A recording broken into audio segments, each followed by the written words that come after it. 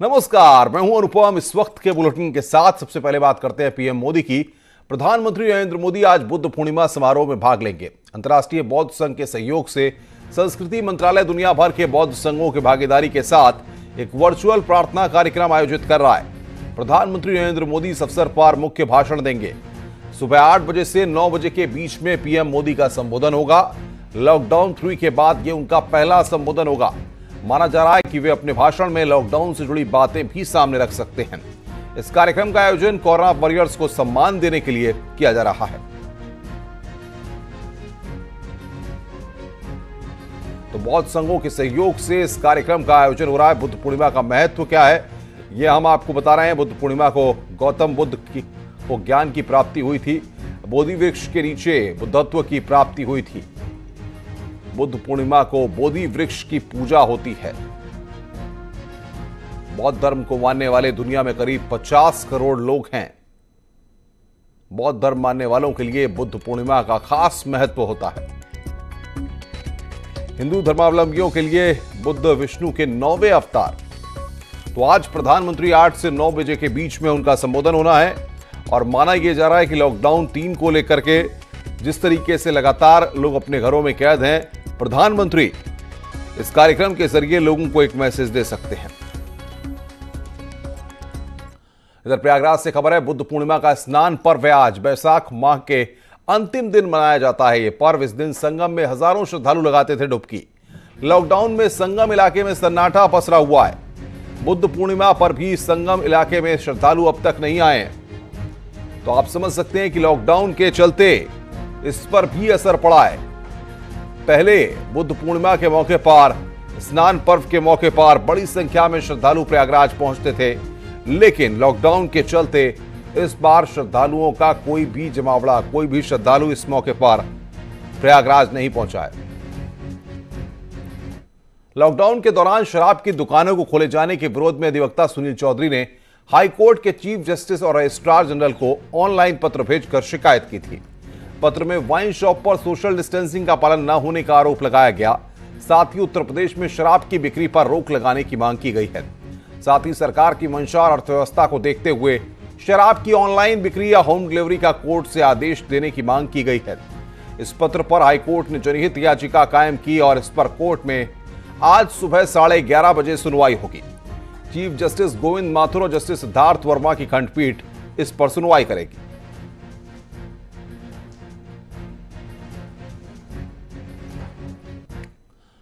आगे बढ़ते हैं। विदेशों में फंसे भारतीय नागरिकों को भारत वापस लाने के लिए आज से ऑपरेशन वंदे भारत शुरू किया जा रहा है। इसके तहत पहले दिन 10 उड़ानों से करीब 2300 भारतीयों की वतन वापसी होगी और पहले चरण में एक सप्ताह में 64 उड़ानों के जरिए करीब 14,800 भारतीय वापस लाए जाएंगे। हर यात्री की पहले स्क्रीनिंग होगी और जो यात्री स्वस्थ होंगे उन्हें भी यात्रा की परमिशन दी जाएगी। भारत लौटने पर सभी को 14 दिन के लिए क्वारंटाइन किया जाएगा। सूत्रों के मुताबिक विदेश में करीब 1 करोड़ 4 लाख भारतीय हैं, लेकिन सभी को वापस नहीं लाया जाएगा। अकेले खाड़ी देशों से करीब 3 लाख भारतीयों ने वापसी का आवेदन दिया है। वहीं नौसेना ने भी विदेश में फंसे भारतीयों को लाने के लिए ऑपरेशन समुद्र सेतु शुरू किया है। इसके तहत पहली बार 1000 लोगों को लाया जाएगा। इसके लिए नौसेना और जल अश्व मगर जहाज और मालदीव के जरिए रवाना हो चुके हैं। इन यात्राओं के दौरान भी सोशल डिस्टेंसिंग और स्वास्थ्य प्रोटोकॉल का पालन किया जाएगा। आपको बता दें कि सैकड़ों भारतीय यूएई, सऊदी अरब, कतार, United kingdom, Singapore, Malaysia, America, Philippines और बांग्लादेश में फंसे हुए हैं। दूसरे राज्यों में फंसे मजदूरों को लाने के लिए योगी सरकार अब कुछ बड़ा प्लान कर रही है। विदेशों में फंसे लोगों को योगी सरकार अब विशेष फ्लाइट के जरिए यूपी लेकर आएगी।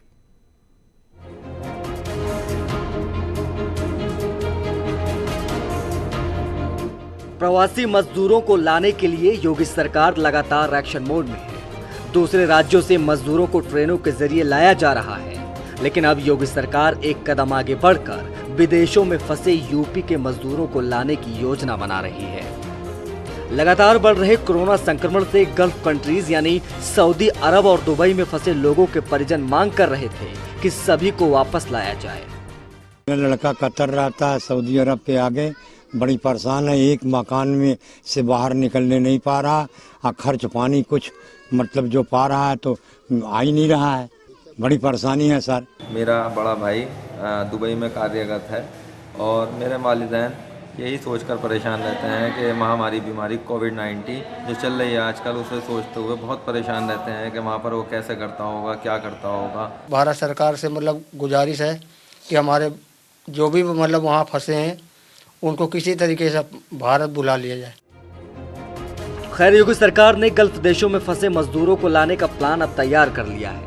सीएम के निर्देश के बाद लखनऊ के डीएम तैयारियों का जायजा लेने के लिए खुद अमौसी एयरपोर्ट पहुंचे, जहां उन्होंने एयरपोर्ट अथॉरिटी और सीआईएसएफ के अधिकारियों से समीक्षा भी की। विदेशों में फंसे लोगों के लिए स्पेशल फ्लाइट की व्यवस्था की गई है। 9 मई को पहली फ्लाइट लखनऊ आएगी। 200 यात्रियों को लेकर अमौसी एयरपोर्ट पर विमान पहुंचेगा। डीएम ने इस बाबत अमौसी एयरपोर्ट का दौरा किया। लखनऊ एयरपोर्ट के निदेशक AK सिंह भी मौजूद रहे। सिर्फ लखनऊ ही नहीं, विदेशों में फंसे लोगों को लाने के लिए वाराणसी और हिंडन एयरपोर्ट की सेवा भी ली जाएगी। विदेशों से आने वालों के लिए एयरपोर्ट पर ही क्वारंटीन और स्वास्थ्य परीक्षण की व्यवस्था करने का भी प्लान है। Bureau report, news 18। बड़ी खबर इस वक्त बलिया से आ रही है। 68 मजदूरों में संदिग्ध लक्षण मिले हैं। आपको बता दें कि श्रमिक स्पेशल ट्रेन से 1296 मजदूर आए थे। जांच में 68 में ये संदिग्ध लक्षण मिले हैं। एक मजदूर को आइसोलेट किया गया है। 67 मजदूर क्वारंटाइन किए गए हैं। बड़ी खबर इस वक्त की बलिया में, आपको बता दें कि संदिग्ध लक्षण मिले हैं मजदूरों में। एक मजदूर को वहां पर आइसोलेट किया गया है, जबकि 67 मजदूरों को क्वारंटाइन किया गया है। आपको बता दें कि ट्रेन से ये मजदूर बलिया पहुंचे थे और उसके बाद उनमें ये संदिग्ध लक्षण पाए गए हैं।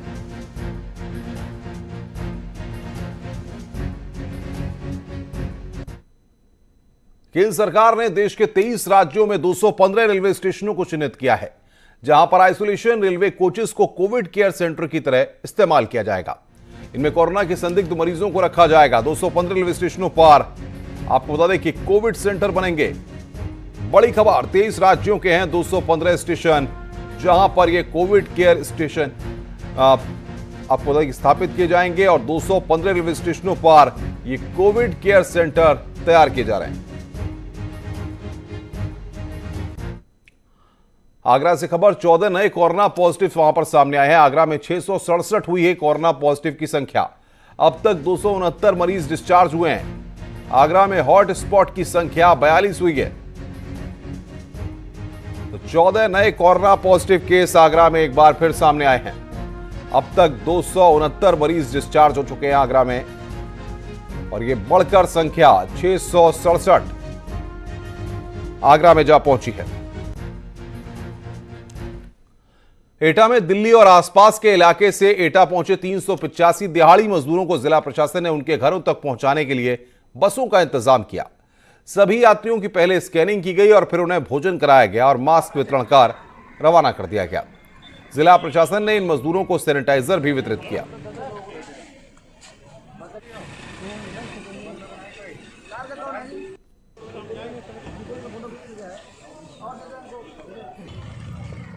सारे यात्री जो पैदल यात्रा करके आ रहे थे, हमारे जनपद में जब पहुंचे हैं 385 लोग, तो 385 लोगों को हम लोगों ने एक जगह जिला पंचायत में इकट्ठा किया, जहां हमारा सामुदायिक किचन चल रहा है। वहां पर उन लोग की हम लोगों ने स्क्रीनिंग कराई।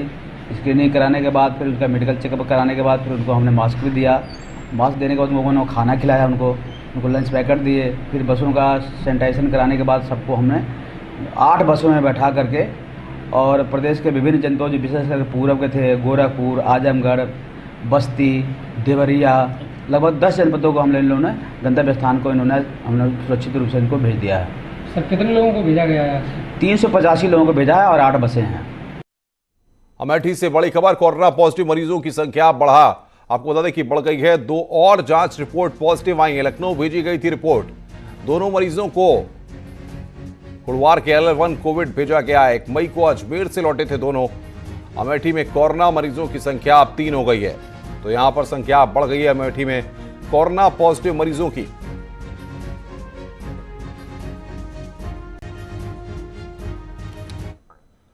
रोजगार के सिलसिले में दूसरे राज्यों में फंसे मजदूरों को उत्तर प्रदेश सरकार ट्रेनों के जरिए उत्तर प्रदेश में ला रही है। बुधवार को ऐसी गाड़ियां प्रदेश के कई शहरों में पहुंची, और कई का इंतजार है। देखिए रिपोर्ट।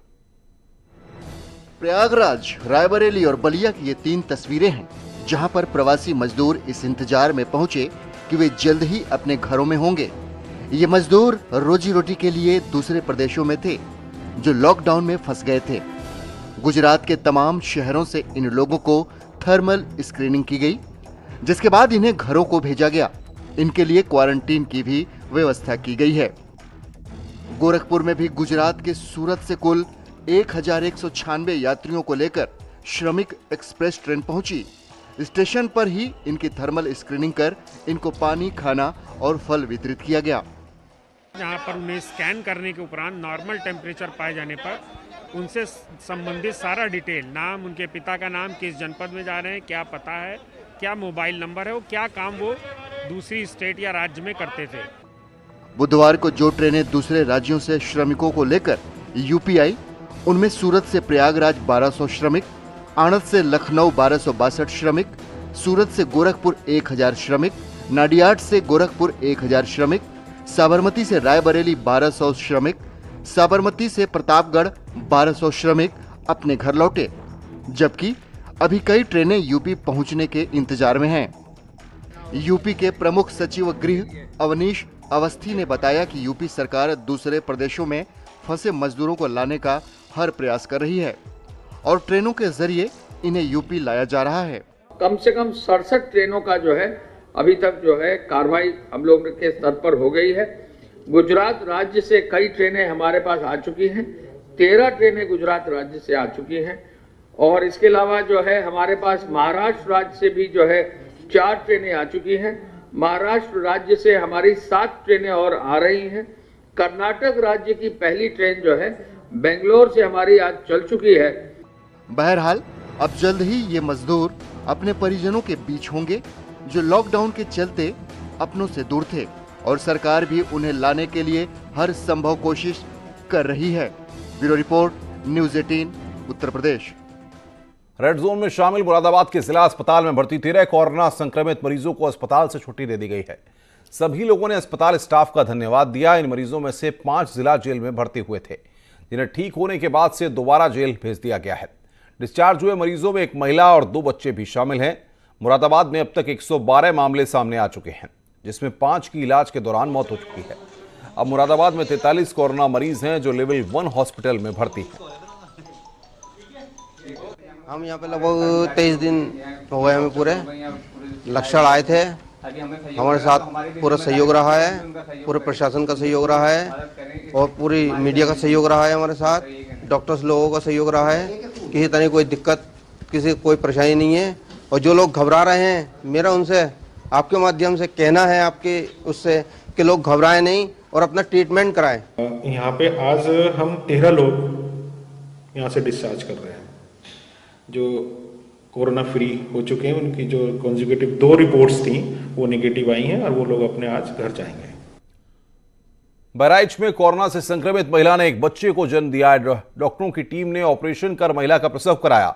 हालांकि जच्चा और बच्चा दोनों स्वस्थ हैं। जिला अस्पताल के अधीक्षक ने बताया है कि बच्चे का कोरोना जांच के लिए सैंपल भेजा गया।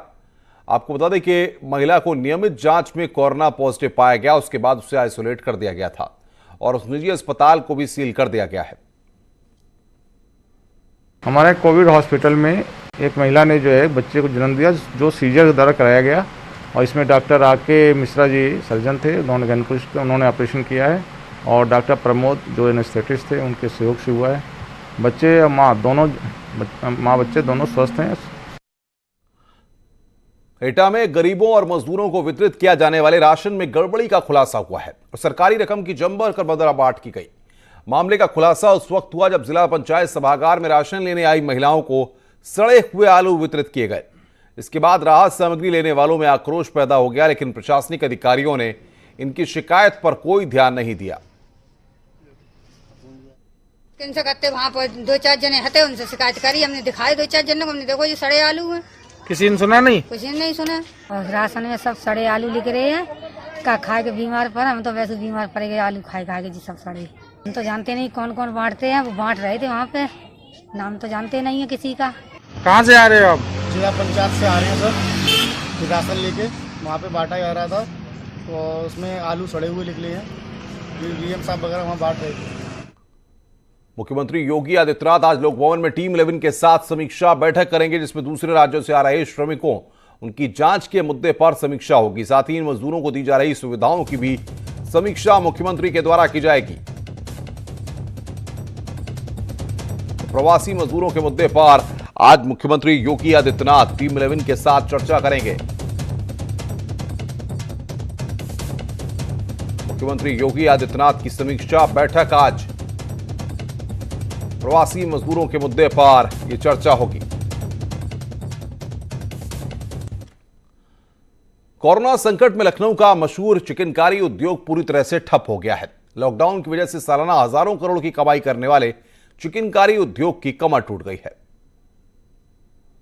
के 400 साल के इतिहास में पहली बार इस उद्योग पर ऐसा ग्रहण लगा है। फैक्ट्रियों में सन्नाटा दिखा और शादियों के मौसम में दिन रात गुलजार रहने वाली जगहों पर हाथों की जादूगरी दिखाने वाला एक भी कारीगर नहीं नजर आया। अंधेरे कमरों में कपड़ों से भरे रैक जस के तस पड़े दिखे और जो कपड़े बाजार में जाने के लिए तैयार थे, अब उनका कोई खरीदार नहीं रहा। यही वजह है कि शादियों के मौसम में चिकनकारी उद्योग के ऐसे हश्र की तुलना इस उद्योग के कोमा में जाने से की जाने लगी। बिल्कुल कोमा में है चिकन इंडस्ट्री और इसके लिए उतने ही स्ट्रॉन्ग स्टेप्स चाहिए। हम चाहेंगे कि अगर हमें जीएसटी से मुक्ति मिल जाए तो एक बहुत बड़ी समस्या हमारी सॉल्व हो सकती है। बताया गया कि चिकनकारी उद्योग को इस झटके से उबरने में कई साल लगेंगे। अभी तो चिकनकारी से जुड़े लोगों को लॉकडाउन के खत्म होने का इंतजार है। 3 को खुलने का था तो हम लोग कुछ प्रिपेयर हो रहे थे, लेकिन अभी तो आगे लॉकडाउन कंटिन्यू है और हमारा आइटम कोई एसेंशियल में तो आता नहीं है। खबरें और भी हैं, फिलहाल एक ब्रेक के लिए, ब्रेक के बाद जल्द हाजिर होते हैं।